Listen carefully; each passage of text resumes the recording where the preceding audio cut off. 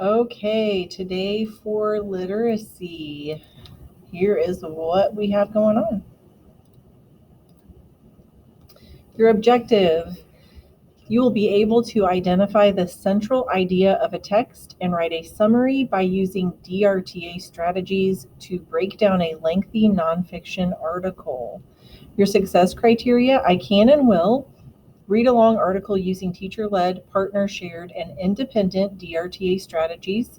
Identify the central idea of a nonfiction article. Obviously, if you are home doing this on your own, you're going to have to do it all yourself. So DRTA, what good readers should do. This is just a strategy on how to break down text, read, and find the most important information. So you're going to scan and predict. When you scan, you're going to look at titles, bold headings, you're going to look at pictures. Then you're going to look at questions. Well, actually, after you scan, you're going to predict what you think it's going to be about. Then you look at the questions, good readers preview questions. Then you're going to read the text and mark the text. That means highlight. You only highlight the most important words so that you remember the meaning of each paragraph. Then you're going to check your prediction, answer the questions, and eliminate wrong answers when you can.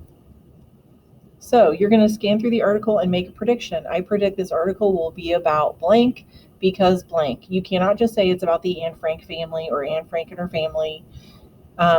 You have to say specifically what about them. So as I scan even this top part of the article, I see the title says Anne Frank and her family were also denied entry as refugees to the U.S. I see a picture of Anne. I see a picture of her dad and her sister.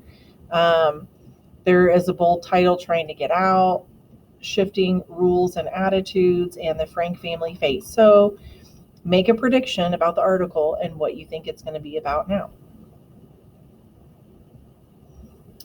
Okay, now we need to scan and highlight, or scan, read and highlight each section. So as we read this, we're going to do this first part together. I'm going to show you, and then you're going to do the rest on your own. So many have noted the historical parallels between the current debate over Syrians seeking refuge in the United States and the plight of European Jews fleeing German-occupied territories on the eve of World War II. So basically this paragraph is talking about the Syrians who are refugees today, seeking refuge in the United States. There are a lot of similarities between them and the Jews that were fleeing German-occupied territories in World War II. This next paragraph: among the many who tried and failed to escape Nazi persecution, Otto Frank and his family, which included wife Edith and his daughters Margot and Anne. And while the story of the family's desperate attempts ending in futility may seem remarkable today, it's emblematic of what a number of other Jews fleeing German-occupied territories experienced. So the story of the Franks and what they went through symbolizes many of the Jews and what happened to them during that time. We just have Anne Frank's diary to know a whole lot about what happened to this family. The story seems to unfold in slow motion as the painstaking exchange of letters journey across continents and from state to state, their information often outdated by the time they arrive.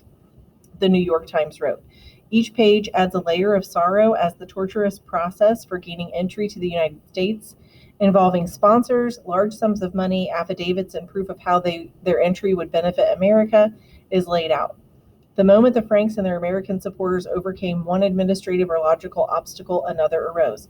So this paragraph is telling us there was a really hard process across countries and states, a lot of obstacles the Franks encountered. Like the United States wanted them to have sponsors, pay tons of money, and have proof of how their entry would benefit America.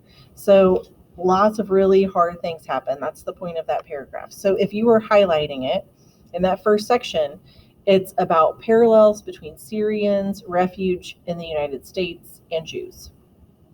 Okay, that triggers my brain to remember that's what that paragraph talked about. You don't highlight any more than that. You just a few keywords. The next paragraph talking about Frank family, number of other Jews experienced. So the Frank family was kind of the example of all the Jews and what they were experiencing. Then that last paragraph talking about their process of trying to come to the United States, slow, continent, state to state, outdated, torturous process, sponsors, money, affidavits, and proof, would benefit America, and obstacle. All those words help me remember about that process they went through and how hard and all the crazy things the United States wanted in order for them to be allowed entry here. So now you're going to do the next reading and highlighting on your own. Make sure you look at the questions, look back at your prediction you made at the beginning of class. Was your prediction correct? Answer in complete sentences. If it was not correct, why do you think your prediction was off? Answer in complete sentences. So if your prediction was correct, you don't need to answer 1B. 2, review what you highlighted and any margin notes you made.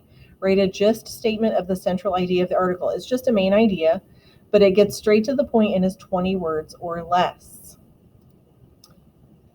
This week you learned about this crisis in Syria and that we have Syrian refugees in our community.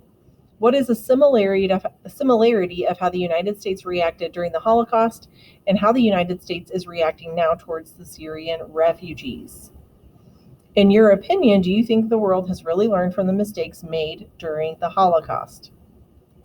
We actually ran out of time to watch the videos in class today, so you don't have to do that part. Make sure you get that turned in. And that is it.